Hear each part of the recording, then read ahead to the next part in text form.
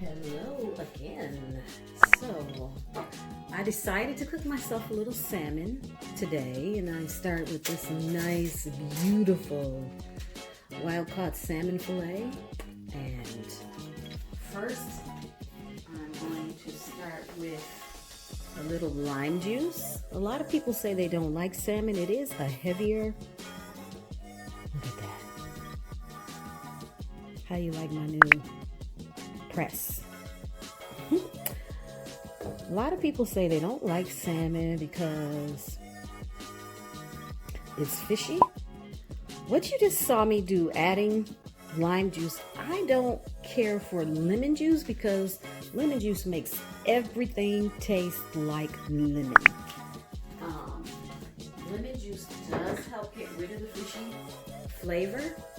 However, if you don't like for everything to taste like lemon, then use lime juice, right? And it does, the lime juice does cut that fishy flavor. Next, we're going to drizzle this. When people that don't like salmon taste my salmon, they're always like, oh my God, that's so good. That's because I use lime juice. And I'm going to drizzle that with olive oil. EVOO, extra virgin olive oil. Now you can use the seasonings of your choice. I'm going to use a little seasoned salt. Just a little bit, not too much. You know, I try to watch my sodium. Onion powder. With some onion powder. Garlic powder. I love garlic on my fish. Put some garlic powder.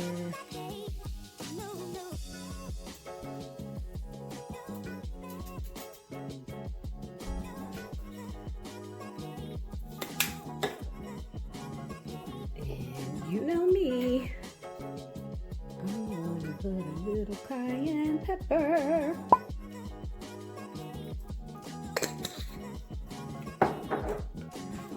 Now I'm going to cover this and bake it for about 15 minutes.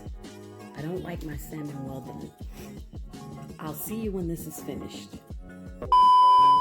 And I decided to throw a little turmeric on there because why not?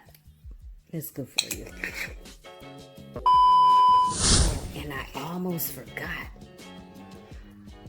I decided to add a little ginger today. Ginger can be a little spicy, have a little bite, so not too much ginger. I almost forgot. Now it is time for me to make the glaze for my salmon. And I start with coconut aminos, which I use because coconut aminos only has 25 milligrams of sodium for 1 tablespoon. As opposed to low sodium soy sauce, which is approximately 540 milligrams of sodium for 1 tablespoon. And that, my friends, is supposed to be low. So, to my coconut aminos, I'm going to taste it and see if I need to add any sugar. A lot of coconut products can be naturally sweet. And I add a little ginger to my coconut aminos. I believe altogether I added 1 teaspoon of ginger. And to my coconut aminos, I also added more onion powder. Because if you know me, I like things with a lot of flavor. And I cannot stress enough, when you are eating lower sodium, it really helps to kick up your other spices a few notches. So you want to be generous with all your other spices when you're cooking lower sodium. And I'm going to go ahead and I was going to add honey, but instead I opted for brown sugar. So I went ahead and I added a little brown sugar to the sauce, and this is going to help thicken my almost teriyaki ginger garlic salmon sauce. And so we take all these ingredients and bring them to a boil.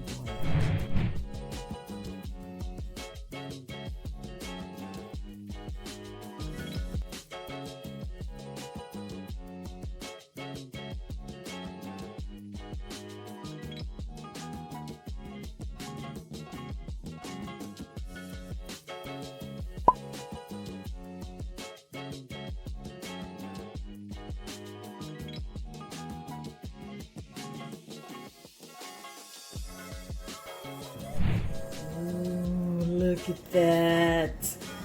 Whoa. My almost teriyaki.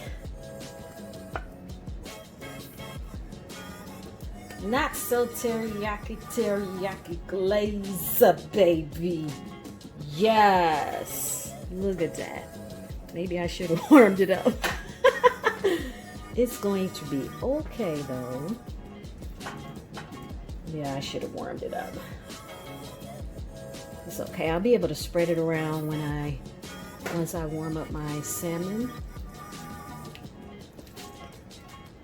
Oh, that looks terrible, but I assure you that it tastes really good.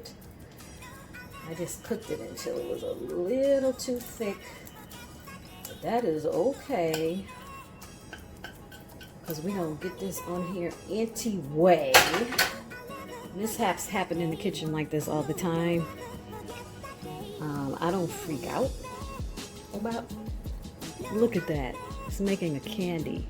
I don't know if you can see those strings. Mishaps happen like this all the time in the kitchen. And by the way, this was a wild-caught salmon fillet from Costco. As you know, wild-caught salmon can cost you anywhere between $20 and $30 per pound. This salmon was $10 per pound from Costco. Can you believe that? Anyhow, I'm going to need to take some of this to work today, so I'm going to slice it. Maybe I'll let you see me slice it. I'm going to slice it and portion it so I can take it into work today. But this is what I'm going to be eating off of for the week. So this is part of my meal prep for the week. Hey, let's cut this and see what we have here. I'm going to take this to work. And is that going to be enough? Maybe not. Give me a little bigger piece. Just a little bit, because this is the small end of the fish. And oh dear, I should have added a little more water to the sauce before I added it to the fish, just to thin it a little, because I overcooked it and thickened it a little too much and made it a little too candied. Oh, look at that. Oh my goodness. But I think it's going to be okay once I warm this up in the oven before I go to eat it. And it will make this sauce a little more thin like it should be. Can you believe the store was all sold out of cilantro? If you know me, you know I love cilantro. I would have loved to have topped this with cilantro. But anyway, like I said, mishaps happen in the kitchen all the time. There's no need to freak out about it. It still tastes good. So that's what happens though when you cook when you're in a hurry. I got up an hour early to make this before I go to work today, instead of preparing this last night like I was supposed to do. I ran out of time though yesterday. But anyway, let me see. Let me taste this little piece here, and I'll let you know. taste this little piece and knock the poison off the top. Mmm. That's delicious. It's just barely sweet like I like it. And it's a nice ginger, almost teriyaki flavor. So anyway, I'll be back.